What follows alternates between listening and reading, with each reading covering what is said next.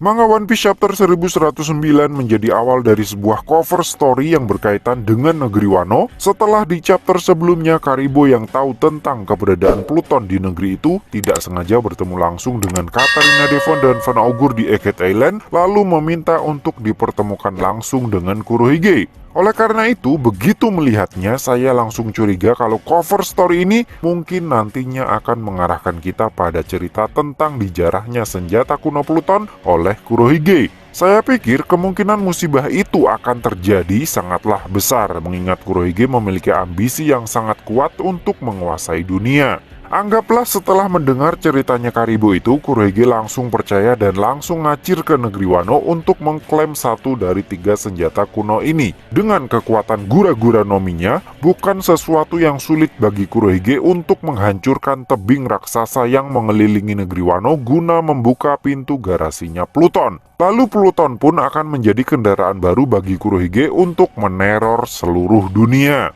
Jika kejadian ini yang kemudian menjadi ending dari cover story baru ini, lalu bagaimana cara untuk menghentikan kegilaan Kurohige setelahnya? Menurut saya, adalah sebuah keniscayaan jika Pluton yang disembunyikan di negeri Wano akan jatuh ke tangan Kurohige. Kenapa? Karena dari 3 senjata kuno yang ada, Pluton diketahui merupakan sebuah benda ciptaan manusia yang bisa dibangun ulang. Sebagai sebuah benda, apakah akan lebih banyak manfaatnya atau mudorotnya tergantung dari siapa yang menggunakannya. Sehingga tidak akan ada penolakan dari Pluton jika Kurohige akan menggunakannya untuk tujuan yang lebih banyak mudorotnya. Hal ini jelas berbeda dengan Poseidon yang berwujud makhluk hidup. Kurohige mungkin juga punya peluang besar untuk menangkap Putri Shirahoshi alias senjata kuno Poseidon dari Fishman Island. Namun karena Shirahoshi adalah makhluk hidup yang punya otak, hati, dan perasaan, masih ada kemungkinan kalau dia akan menolak perintahnya Kurohige atau malah justru menggunakan kekuatannya itu untuk kabur dari cengkeramannya Sang Hyongko. Makanya saya pikir Pluton memang sangat pantas untuk jatuh ke tangan Kurohige. Apalagi faktanya, Pluton ada blueprintnya. Dan menurut informasi yang terdapat di manga One Piece Chapter 399, blueprint Pluton itu ada sebagai jaga-jaga jika suatu hari nanti Pluton yang asli sampai jatuh ke tangan yang salah, maka bisa dibuatkan Pluton tandingannya. Oleh karena plan B sudah direncanakan sejak jauh-jauh hari sebelumnya, saya rasa sangat wajar jika kejadian yang ditakutkan itu justru akan benar-benar terjadi di masa depan. Lalu bagaimana caranya Pluton tandingan ini akan bisa diciptakan jika blueprintnya sendiri sudah dibakar oleh Franky? Nah, inilah poin utama yang akan kita bahas di sini. Di chapter 431 terjadi sebuah percakapan yang sangat menarik antara Franky dengan Iceberg yang menjadi dasar utama dari teori Pluton 2.0 ini. Di tengah-tengah kondisi Water 7 yang masih kacau balau setelah terkena terjangan Aqua Laguna, Franky dan Iceberg terlibat sebuah perbincangan serius di markas darurat pabrik kapal Galeila Company. Di sini secara terus terang Franky bilang kepada Iceberg kalau dia sudah membakar blueprint Pluton warisannya Tom di depan Cyberpol. Ketika Franky bilang begitu, reaksi yang ditunjukkan oleh Iceberg sangat datar, tidak kaget, dan tidak terlihat ada ekspresi negatif apapun. Dia tetap lanjut bekerja seolah yang dibakar oleh Franky hanyalah kertas bungkus tempe saja. Saya rasa ini tidak lazim, apalagi bagi seorang pembuat kapal untuk bersikap biasa-biasa saja saat mendengar ada sebuah mahakarya rancangan kapal yang dihancurkan.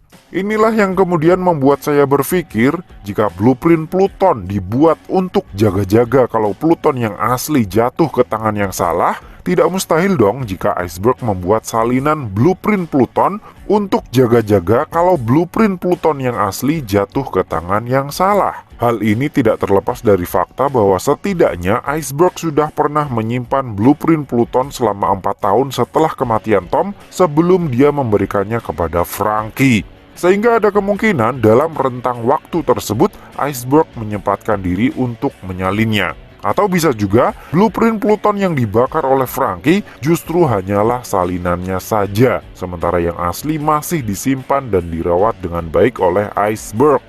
Lalu setelah insiden di Enies Lobby, kuat dugaan Iceberg bersama dengan para pembuat kapal di Water 7 secara diam-diam membangun Pluton untuk kepentingan mereka sendiri. Kecurigaan saya ini bermula dari perkataan Iceberg di chapter 431 yang mengatakan kalau dia ingin mengubah Water 7 menjadi sebuah pulau sekaligus sebuah kapal raksasa. Iceberg beralasan kalau bencana alam Aqua Laguna yang rutin menghantui Water 7 ukurannya semakin membesar setiap tahunnya. Iceberg takut suatu saat nanti seluruh Water 7 akan ditenggelamkan oleh terjangan Aqua Laguna jika dia tidak melakukan sesuatu untuk mengantisipasinya. Sehingga dia mulai berpikir untuk mengubah Water 7 menjadi sebuah pulau terapung. Mendengar rencana gila Iceberg ini, Franky bahkan sempat berkata kalau itu adalah rencana yang mustahil. Namun Iceberg yakin kalau rencananya itu cukup realistis untuk bisa diwujudkan. Dan memang harus diwujudkan. Nah, apakah dengan mengubah Water 7 menjadi sebuah pulau terapung akan cukup untuk menghindari terjangan Aqua Laguna yang semakin tahun semakin membesar? Iceberg pasti akan berpikir lagi kalau hal itu mungkin memang masih belum cukup. Tidak hanya Water 7-nya saja yang perlu dipoles menjadi lebih canggih, Aqua Lagunanya sendiri juga perlu untuk diberi penanganan khusus. Inilah kemudian yang kemungkinan akan mendasari Iceberg menentang idealismenya sendiri yang tidak mau membuat sebuah senjata. Iceberg tetap butuh sebuah meriam raksasa di salah satu bagian Water 7 untuk menghancurkan Aqua Laguna yang akan menerjang kapal mereka. Maka dari itu, Water 7 tidak hanya akan berubah menjadi sebuah kapal raksasa, tetapi juga akan dilengkapi dengan teknologi meriam raksasa. Dengan kata lain, tanpa disadari oleh siapapun, bahkan oleh para pembuat kapalnya sendiri, Iceberg akan mengubah Water 7 menjadi Pluton 2.0, di mana meriam utamanya yang konon bisa melenyapkan sebuah negara dalam sekali tembakan, akan Iceberg buat dengan alibi untuk menghancurkan Aqua Laguna yang ukurannya sudah seperti tsunami raksasa 2 tahunan yang lalu.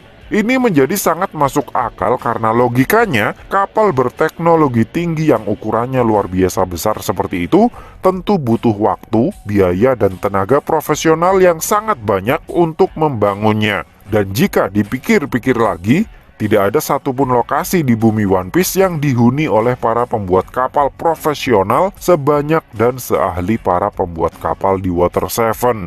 Lagi pula, jika dalam waktu dekat Pluton beneran jatuh ke tangan Kurohige, tidak mungkin kan hanya dalam hitungan hari Pluton tandingannya akan selesai dibuat. Maka dari itu, saya sangat yakin selama 2 tahun masa time skip, ada sekelompok orang di luaran sana yang diam-diam membangun Pluton 2.0. Dan tidak ada orang yang cukup mampu untuk merealisasikan mega proyek semacam itu, kecuali Iceberg dan pabrik kapalnya di Water 7. Dengan menggunakan Pluton 2.0 yang dibangun oleh Iceberg inilah, Pluton asli yang dikuasai oleh Kurohige nanti akan mendapatkan lawan yang sepadan.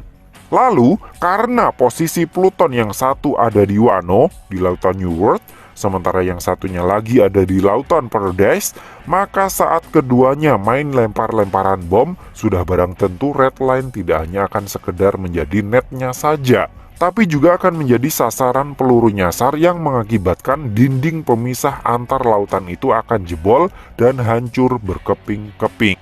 Nah, pertanyaannya sekarang, apa iya senjata kuno legendaris semacam Pluton bisa langsung digunakan oleh orang seperti Kurohige begitu saja? Pastinya ada semacam passcode atau apalah itu untuk bisa mengaktifkan senjata kuno yang sudah tertidur selama ratusan tahun ini, bukan? Inilah yang saya takutkan merupakan tujuan asli dari dikonfirmasinya garis keturunan istimewa Kurohige di manga One Piece chapter 1107 kemarin. Bagaimana jika keistimewaannya Kurohige ternyata tidak hanya terletak pada kekuatan fisik dari garis keturunan rasnya saja, tetapi juga dari garis keturunan keluarganya yang dulunya merupakan pengendali Pluton di masa Void Century. Dan hanya orang yang memiliki DNA dari keluarganya Kurohige inilah yang bisa mengaktifkan dan menjalankan Pluton. Ini jugalah yang menjadi alasan kenapa pada manga One Piece chapter 908 ada foto Kurohige juga yang tercabik dan tercecer di kebun tempat Imusama bersemayam. Kurohige, Shirahoshi, dan Monkey D. Luffy yang fotonya ada di kebunnya Imusama itu adalah 3 ancaman serius bagi Imusama yang berhubungan erat dengan 3 senjata kuno. Jika benar darah Kurohige adalah kunci untuk mengaktifkan Pluton dan Shirahoshi adalah Poseidon itu sendiri, maka entah itu Luffy atau buah iblis yang dia makan, kemungkinan besar adalah senjata kuno terakhir yang masih belum diketahui keberadaannya, Uranus. So, piye menurutmu cah? Terima kasih sudah mampir ke channel kami. Jangan lupa like, share, dan subscribe jika menurut kalian video-video kami cukup menarik untuk ditonton. Sampai ketemu lagi dalam video kami yang berikutnya, and matur nuwun.